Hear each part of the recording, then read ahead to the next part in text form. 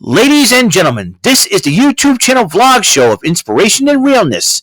Also, this is the YouTube channel vlog show of positivity, personality, and fun. This is Eric Lima Shenanigans of 1977, and now the perpetrator of these shenanigans, Big Beefy E himself from his Big Beefy Man Cave in New Bedford, Massachusetts, Mr. Shenanigans himself, and the two-time Chilling 3000 2022 End of the Year Awards winner, Eric M. Lima.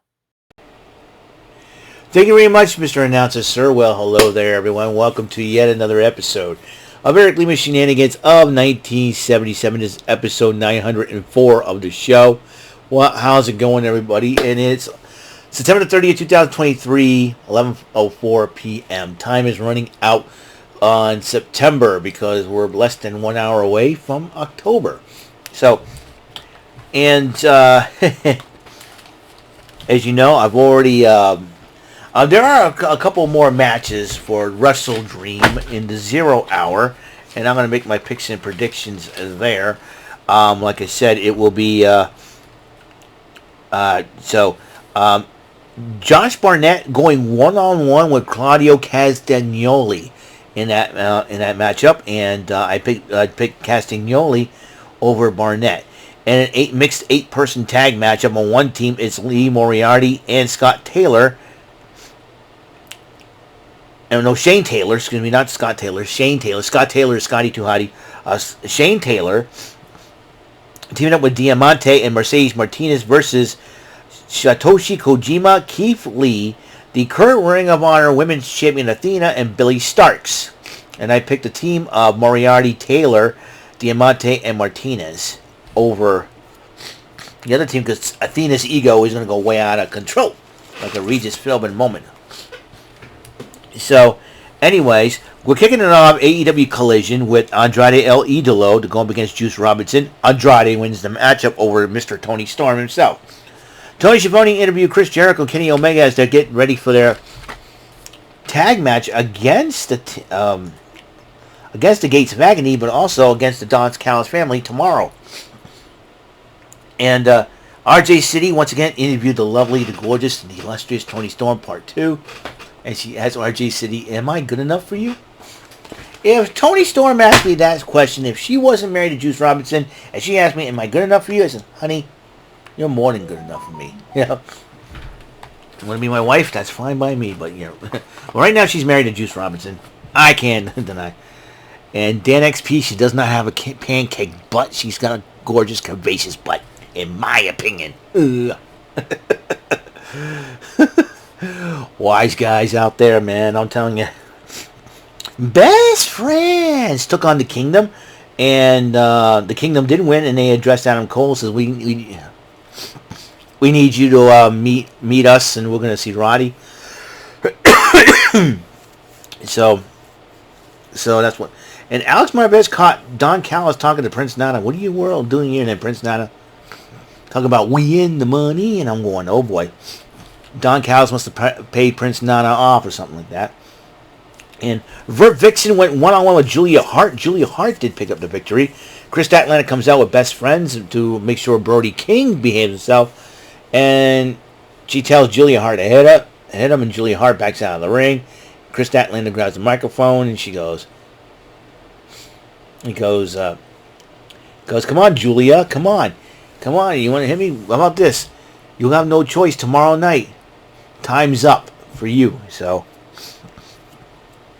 and Josh Barnett cut a promo on Claudio Castagnoli, and that's when that match is happening. Chris Jericho and Kenny Omega took on the team of the Gates of Agony as Tony Leona and Bishop Khan. And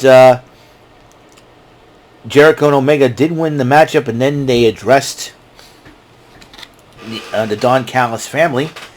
And so the Righteous once again addressed MJF in that weird segment where they had paper dolls and they're dancing around, and there's Dutch doing the, what the heck was that all about? Creepy. And I'm doing it. It's creepy. Me creepy doing it. Oh my gosh. I'll do it cross-eyed.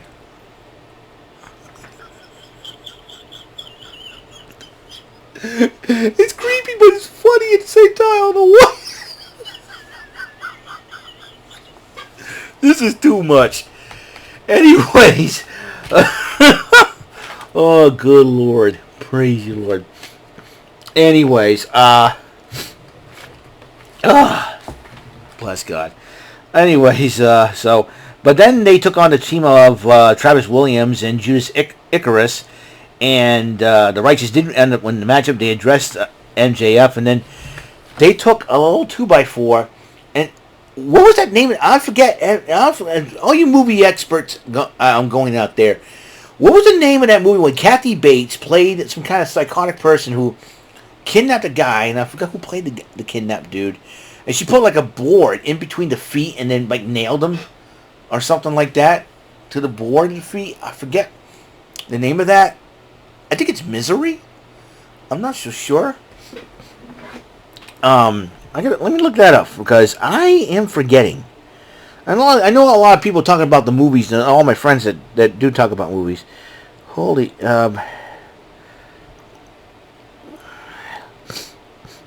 I gotta watch that later. Holy cow, I forget now. Oh shoot. Look at me. Okay, sorry about that. What is that movie? Oh, what was the name of that movie? I'll find out what it is. Give me 1 second. It's.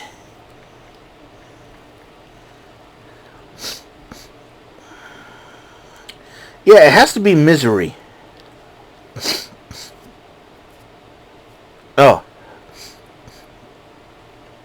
I mean.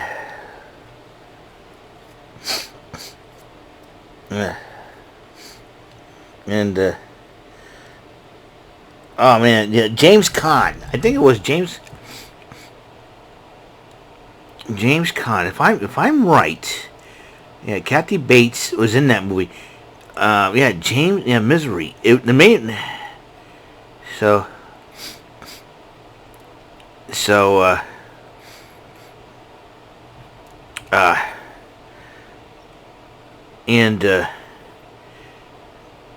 Let's see.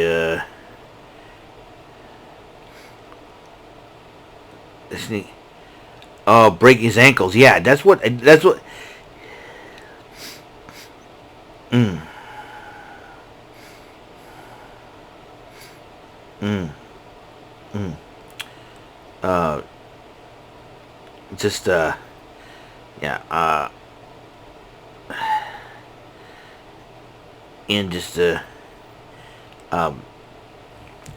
think it is Misery.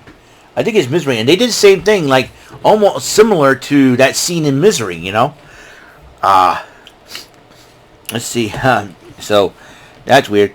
And Tony Schiavone interviewed TMDK, and then the Acclaimed interrupt them, and Anthony Bowens cracks me up. Gay or not, he's funny. Sesame, daddy ass.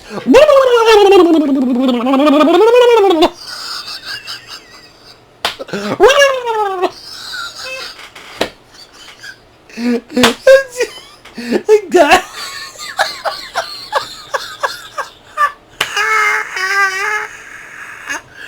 Oh my god, I can't stop.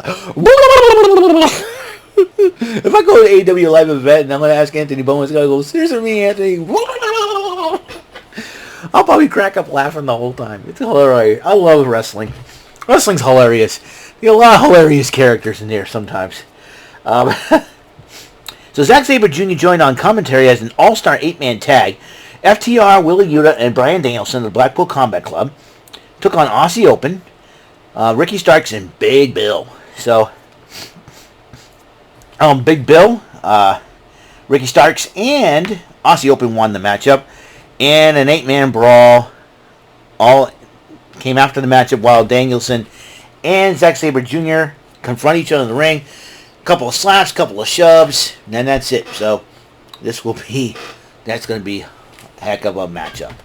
Well, that is it for episode 904 of Eric Lima Shenanigans of 1977 AEW Collision Event Center. And we're going to talk about things tomorrow when WrestleDream comes on the air.